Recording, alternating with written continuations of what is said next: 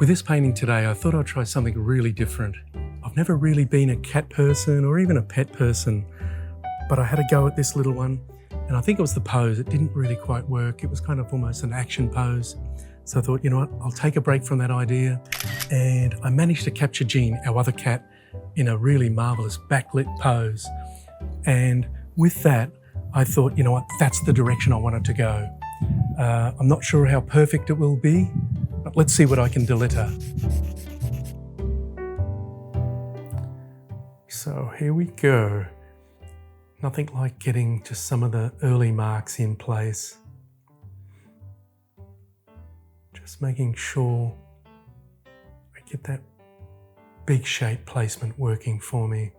Not really sort of confident with this sort of subject, I have to truly admit. It's something that's well and truly, I hate the term, to be honest, the out of your comfort zone, but that's definitely what's going to happen with this one. So I'm just feeling my way. And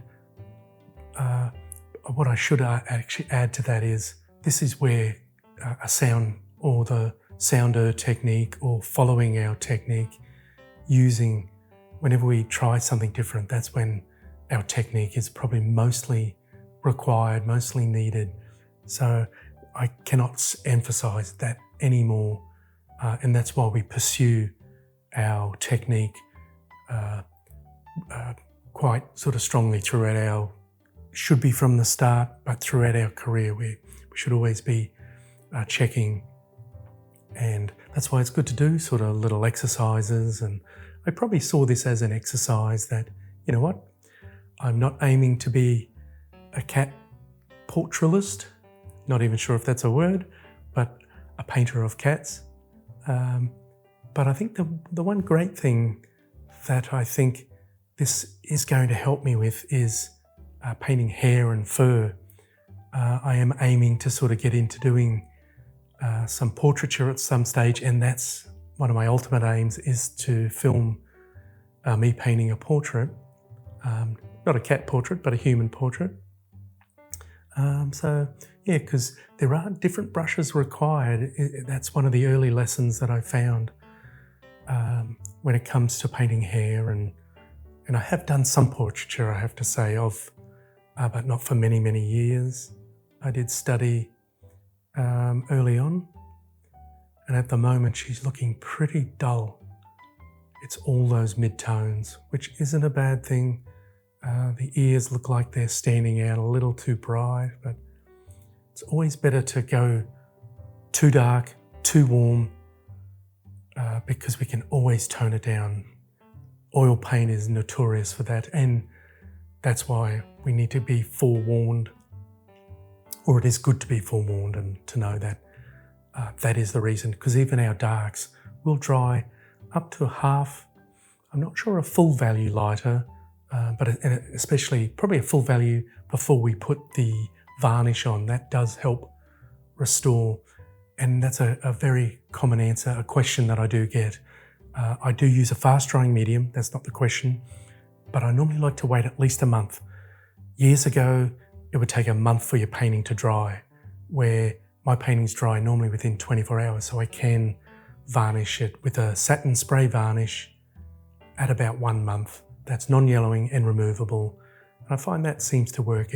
It's putting a protective layer between the outside world and the paint. It's like putting just a little bit of cling wrap, glad wrap, that sort of plastic film that can be taken off at some stage. We hope that it never has to, but that's why the removable part. So here I am coming back in and just working with those smaller brushes to get some of the nuance with the fur. Probably one of the hardest parts I've found when it comes to cats, or I have painted a couple of dog portraits, just very simplified, similar sort of thing, is actually getting that right lighting or that good setting with them in as well. This was actually my wife's office, and Jeane was sitting on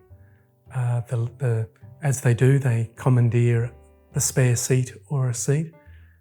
And before I had to remove her, I thought, wow, that's a great backlighting. And I thought, you know what, that might make a painting at some stage.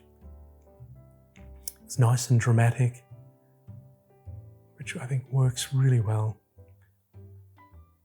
And I think actually the stiff synthetic, which I think is that brush there, now I'm coming back in with the Master's Choice brush. But the combination of the size 3 Master's Choice and the size 6 stiff synthetic, which is about 1/4 of an inch, which isn't too big, isn't too small. They are or ivory type brushes, the ones that hold their shape really well. I never actually used to like them because they would take paint off or too much paint off. But when the paint gets wet, that's when they're ideal for the job.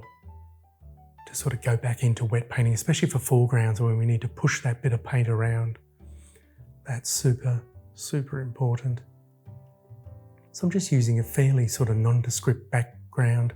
This was actually the back of it's one of those classic dark grey sort of charcoal office sort of swivel sort of chairs. But instead of it being sort of just flat, I was aiming to get sort of some nice brushwork going on and getting as much depth as possible and interest. But you may notice how I'm using that brush. Our brushwork is I think, the true hidden art to a painting. And we can use it to subtly move the viewer's eye to that area that we want them to look at. Or sometimes we can limit the brush mark and that will stop the eye going to that area. But there's such a lovely light on the fur. The eyes were one area that I did find a bit of a struggle. And unfortunately, most creatures have the two, not just the one. Where I got the one on the right-hand side really well, and the left one was a struggle, but that's painting in a nutshell. So it's the agony and the ecstasy, I think, is the best way to describe painting, I found. Some good days, some terrible days. Well, that one took a little more effort than I would like to admit to. I left it a couple of weeks and then I came back and reworked, especially around Jeane's face. And the one thing I really did learn is that the subtlety of white, it's a funny little beast to sort of get accurate and correct and to get it to work, but also to make it not look like snow, more like fur as well. So I think that's armed me for the future for another assault on Billie. I will come back to that one at some stage.